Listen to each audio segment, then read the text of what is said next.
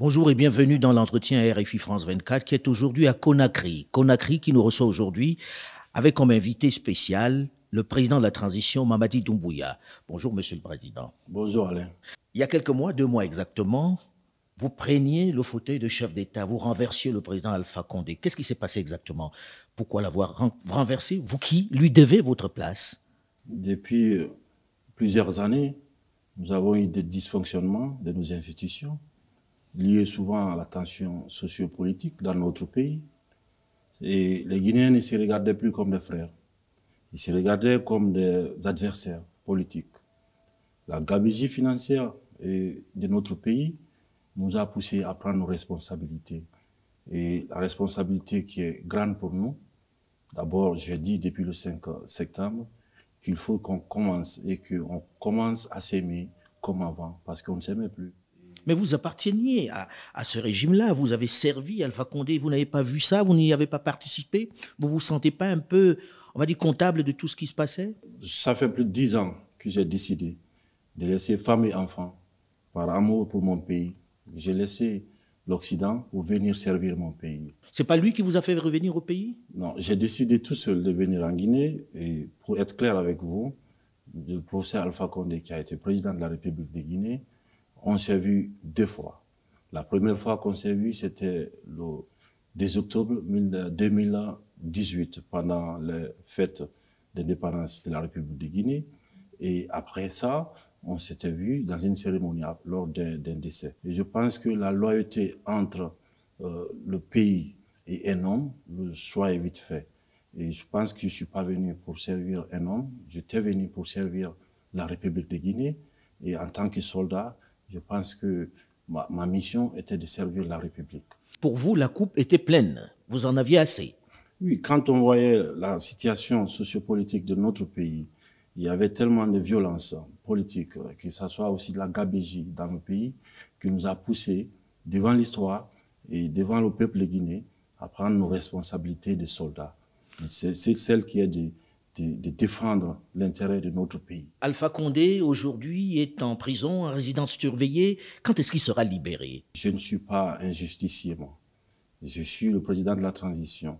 Et aujourd'hui, vous avez une ministre de la Justice qui s'occupera de tout ce qui est situation de justice. Mais vous êtes le président, vous pouvez décider de le gracier ou de le laisser partir. C'est tout ce qui nous a amené dans toutes ces déstabilisations, tous ces problèmes qu'on a, c'est la personnalisation de la chose publique. Je ne ferai pas le travail de la justice.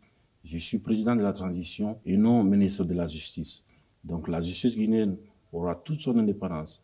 Elle aura aussi tout mon accompagnement pour que ce peuple assoiffé de justice puisse vraiment se retrouver. Vous savez que vous faites l'objet de sanctions de la CEDEAO, la communauté des États de l'Afrique de l'Ouest, les membres de la junte. Et ils vous ont demandé de faire on va dire une transition de 6 mois. Combien de temps va durer la transition? Dans combien de temps vous allez rendre le pouvoir pour retourner dans les casernes? La CEDEAO est dans son rôle. Et je pense que la CEDEAO, nous tenons beaucoup parce que nous sommes membres fondateurs de la CEDEAO. Nous sommes un pays qui est panafricaniste, qui comprend aussi que la CEDEAO a de la fermeté, à savoir les prises du pouvoir par l'armée.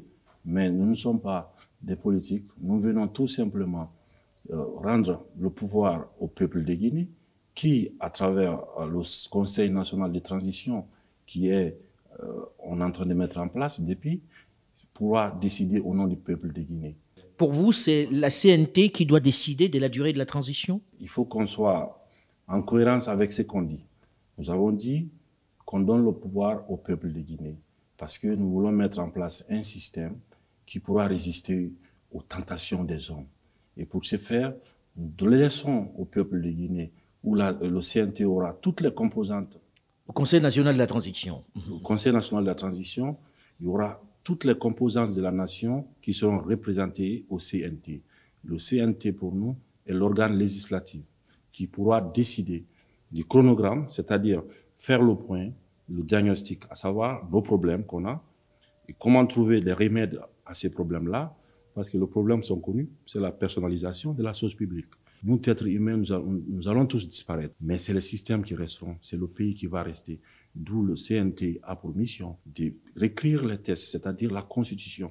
Une nouvelle constitution, ça ne sera plus une constitution copier-coller des pays, nous allons mettre à plat tous nos problèmes et écrire une constitution adaptée aux problèmes de Guinée pour trouver toutes les solutions nécessaires pour l'émergence de notre pays. Mais comment vous mettez en place ce Conseil national de la transition? Par des votes, par quoi? Qui est choisi et sur quels critères? Vous savez, il y a un ministre de l'administration du territoire qui, depuis lors, nous avons fait des communiqués, à savoir le dépôt de tout ce qui est candidature. Nous avons donné des places à toutes les composantes de la vie guinéenne.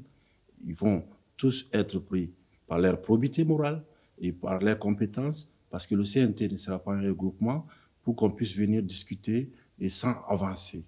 Nous allons envoyer des gens au CNT qui aiment encore ce pays et qui veulent aller en avant, qui veulent bien sûr rassembler les Guinéens. Et parce que je tiens beaucoup au mot rassemblement, parce que j'ai décidé aussi, il faut que ça soit clair, à ce que les Guinéens eux-mêmes puissent prendre en main leur destin, à savoir s'entendre, s'écouter, parce qu'on ne s'écoutait plus dans ces pays. On était très divisés. Très, très divisés. Et je pense que le rassemblement est le seul moyen pour nous Guinéens de faire face à notre destin. La semaine dernière, la CEDEAO, la Communauté des États de l'Afrique de l'Ouest, a pris des sanctions vis-à-vis d'abord des membres de la junte, mais en plus a nommé quelqu'un pour venir ici vous aider à faire cette transition-là. Ibn Chambas, vous avez écrit pour dire nous ne voulons pas de cette personne-là, nous ne pensons pas que c'est nécessaire. Qu'est-ce que vous avez contre Ibn Chambas, le Ghanéen qui a été choisi? La personne d'Ibn Chambas, pour nous, c'est autre chose. C'est-à-dire que le peuple de Guinée, le gouvernement guinéen, a tous les droits sur le plan diplomatique de récuser quelqu'un. Et je pense que la Guinée n'est pas en crise. Nous avons mis fin à la crise sociopolitique de la République de Guinée depuis le 5 septembre. Les Guinéens sont en communion aujourd'hui. Ils pensent à l'avenir de leurs enfants et de leurs petits-enfants. Et il faut qu'on adapte les outils africains aux problèmes africains. Et pour ce faire, je pense que... C'est un Africain, Ibn Chambas. L'Afrique est un continent. Ce n'est pas un pays. Tous les pays africains ont des problèmes spécifiques. Le cas guinéen est très simple.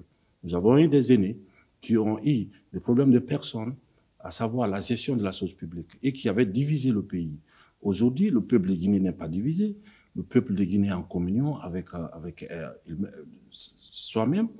Et je pense que nous n'avons pas besoin de donner des remèdes qui sont pour nous des remèdes génériques. Je pense qu'il faut vraiment adapter chaque chose. Aujourd'hui, on n'est pas en conflit. Il n'y a pas de crise en Guinée. Nous n'avons pas besoin d'émissaires. Nous avons juste besoin des moyens techniques, de l'accompagnement technique. La CEDEAO a des représentations ici. Toutes les organisations ont une représentation en Guinée. Donc, ces gens-là peuvent nous servir de cordon ombilical avec la CEDEAO, avec l'OIF, avec toutes les organisations qui... Pour vous, ce n'est pas nécessaire qu'il y ait quelqu'un qui soit choisi pour mener cela? Les Guinéens sont assez matures pour régler leurs problèmes. Donc, les remèdes étrangers qui sont de l'étranger, nous ne sommes pas contre. Vous ne voulez pas de médicaments qui arrivent d'ailleurs. Monsieur le Président, à quand les élections libres et transparentes dans ce pays? Est-ce que vous avez un délai? Et serez-vous candidat? Je pense que j'ai été clair et je vais l'être aujourd'hui encore avec vous, que ni moi, ni aucun membre de cette transition ne sera candidat à quoi que ce soit. Nous allons mener la transition à bon port avec tous les Guinéens. Nous allons partir de la base au sommet, par les communales, après les législatives et présidentielles, pour permettre que le président qui viendra après ne soit pas là à vouloir s'éterniser. Car le peuple n'acceptera plus jamais qu'on personnalise la chose publique.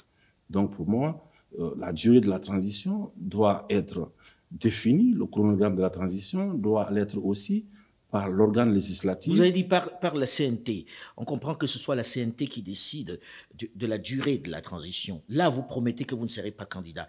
Mais dans ce pays-ci, on se souvient, il n'y a pas longtemps, qu'il y a eu un autre officier, il n'était pas colonel, il était capitaine, qui a pris le pouvoir et qui avait promis de s'en aller, Moussa Dadis Camara. Et ça s'est mal terminé, ça s'est terminé par des coups de feu. Quelle est la garantie que nous avons que le colonel Mamadi Doumbouya va s'en aller? Est-ce qu'on peut croire en vous?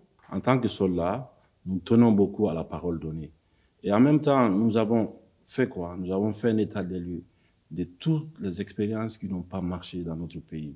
Et nous ne voulons vraiment pas faire les erreurs du passé. C'est pourquoi nous sommes déterminés là-dessus, à ce que les choses soient inclusives, le calendrier, le chronogramme, le délai de la transition. Je ne peux pas vouloir dire au peuple de Guinée que je le donne sa liberté par la voie de tout ce qui est organe législatif et en même temps imposer un délai au peuple guinéen. Si vous avez un remède de 2 semaines pour régler les problèmes guinéens, ben moi, je pense que ça sera la meilleure chose pour nous. Parce que quand on voit l'état de nos populations, quand on voit l'état de nos routes, on voit l'état de nos hôpitaux, je pense qu'après 63 ans, nous avons besoin d'un bon coup de réveil pour prendre en main notre destin et de laisser les choses correctement. Vous voulez mettre les choses sur les rails, en gros? Ça, nous avons besoin à ce que la justice fasse son travail, que le CNT fasse le travail législatif, que nous, en tant que membres du Conseil, du Comité national pour le rassemblement, à ce que nous fassions notre travail d'encadrement de la transition dans l'apaisement total. On est assez intelligent pour se regarder en face et regarder notre histoire et de se dire aujourd'hui que plus personne en Guinée n'acceptera la domination de l'autre. Il vous aura fallu, Monsieur le Président, 2 mois pour composer un gouvernement. 2 mois. Un gouvernement composé de 27 ministres, dont 7 femmes, avec seulement 2 militaires à la retraite qui occupent les portefeuilles de la défense et de la sécurité. Qu'est-ce qui a rendu la formation du gouvernement si difficile? Pourquoi vous avez eu autant de mal à faire le gouvernement? Si vous voulez faire les choses correctement, je pense qu'il faut réfléchir. Il faut chercher la probité morale. Il faut vérifier aussi la capacité des uns et des autres à apporter. Quand nous avons pu former le gouvernement, nous avons demandé, parce que des fois on vous demande à quelle école vous venez ou qui vous envoie, souvent. Nous avons demandé à tous les candidats qu'est-ce qu'ils peuvent apporter à la République de Guinée pour permettre à la Guinée de sortir de cette ornière-là. Donc à base de cela, nous avons sélectionné parmi toutes les filles et fils de la Guinée des personnes que nous avons confiance et que nous pensons être à la hauteur des attentes de la population guinéenne pour conduire cette transition dans l'inclusivité totale. En gros, ils sont venus passer des auditions chez vous, alors tous. Dès qu'on a eu le Premier ministre qui est passé par ces points, le Premier ministre et moi-même, avec tout ce qui était l'entourage, nous avons fait, je pense, plus qu'un casting, parce que c'était compliqué de trouver les bonnes personnes qui ne traînent pas de casseroles, pour trouver des gens qui ont la probité morale vraiment claire. Donc, c'était pas facile de trouver. Aucun d'eux n'a de l'expérience dans la gestion du pays. Est-ce que vous n'avez pas peur qu'il manque d'expérience et que ça vous fasse perdre du temps? Il faut savoir que les ministres sont accompagnés. Il y a les départements où il y a plusieurs personnes autour des ministres. Nous avons choisi, d'ailleurs, qui est une première dans l'histoire, nous avons choisi des technocrates à la tête de notre pays dans un régime qui est soi-disant militaire. Nous avons dit aux militaires de jouer en fait leur rôle de soldats dans les camps pour défendre notre pays, parce que nous avons tant besoin de ça, de ne pas se mêler de la politique.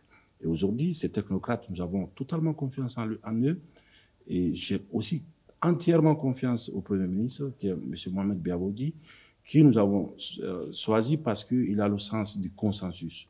Et c'est quelqu'un aussi... C'est l'élément qui a déterminé le sens du consensus pour son choix? Oui, parce que je pense que cette transition, nous n'allons pas accepter qu'il y a des projets personnels. Nous avons voulu qu'il y ait des consensus, qu'on se comprenne, encore une fois. Parce que chaque fois qu'on ne s'est pas compris, ça nous a amené à quoi?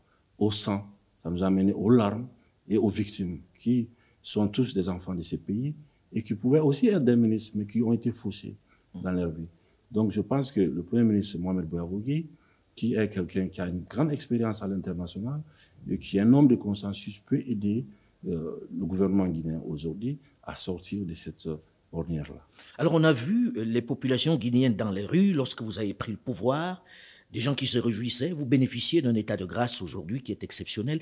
Qu'est-ce que vous avez à donner? Il y a beaucoup d'attentes. Qu'est-ce que vous allez donner? C'est quoi la prochaine étape là? Ma vie entière, je donnerai à ce peuple-là qui mérite ça. Et si on a décidé le 5 septembre d'aller à la mort, c'est parce qu'on avait vu l'état de notre pays. Et nous avons pensé tous ensemble qu'il faut sauver le pays en donnant notre vie. Et je pense qu'il est de notre devoir en tant que soldats, en tant que patriotes, de se battre et d'aller à la mort encore une fois, que ce soit sur le plan politique ou physique, pour sauver le pays, pour sauver la patrie et pour sauver les Guinéens, en leur donnant l'espoir bien sûr et en changeant leurs conditions de vie. Parce qu'après 63 ans, après tout ce qu'on a en Guinée, comme économie, comme mine, comme tout ce qui va avec... Comme richesse. Comme richesse, j'ose dire. Je pense que ce peuple mérite mieux que l'état dans lequel nos aînés l'avaient mis. Aujourd'hui, vous avez dit la justice sera ma boussole. Est-ce qu'on peut vous croire là-dessus? Est-ce que la justice sera vraiment libre, Monsieur le Président? Vous savez, c'était mon credo. Je tiens beaucoup à la parole donnée Pour moi, la justice, il n'y a pas de développement sans justice. Si vous voulez développer votre pays, il faut qu'il y ait la justice. Il faut que la justice puisse jouer son rôle fondamental, qui est pour nous l'impartialité dans tout ce qu'on fait. Monsieur le Président, aujourd'hui, est-ce qu'on peut gouverner un État comme celui-là en ayant cette sanction de la CEDEAO? Vous ne pouvez pas voyager, gel des avoirs, etc. C'est les décisions de la CEDEAO. Est-ce que ce n'est pas un réel handicap?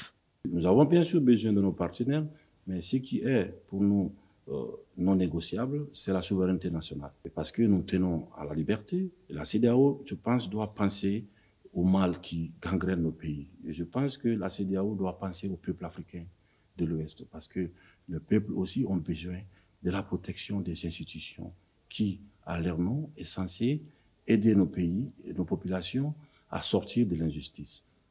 Mais est-ce qu'on peut gouverner sans sortir du pays? Vous ne pouvez pas voyager et on a gelé vos avoirs. Je fais don de moi, ça fait des années que je n'ai pas pu sortir de la Guinée. Je suis en Guinée, je me sens mieux en Guinée que n'importe où. Je n'ai pas besoin de voyager. Ce que j'ai juste besoin maintenant, c'est de me concentrer en Guinée sur nos problèmes, pour trouver des solutions à nos problèmes. Et à ce qui concerne les avoirs, nous, les membres du CNRD, nous n'avons rien à geler. Donc ça, pour moi, c'est juste des principes. Mais à savoir s'il y avait quelque chose à geler, vous pouvez chercher, vous ne trouverez pas. Maintenant, nous faisons tout quand même pour arrêter l'hémorragie dans notre pays. Et depuis notre arrivée, nous avons essayé de fermer tous les robinets parce que pour moi, les deniers publics ne sont pas quelque chose qu'on peut jouer avec. Donc, le voyage, je pense que nous avons besoin de voyager, bien sûr, en Guinée, pour voir nos problèmes en face et trouver des solutions à nos problèmes. Merci beaucoup, Monsieur le Président. Merci de nous avoir reçus. Merci, M. Allais.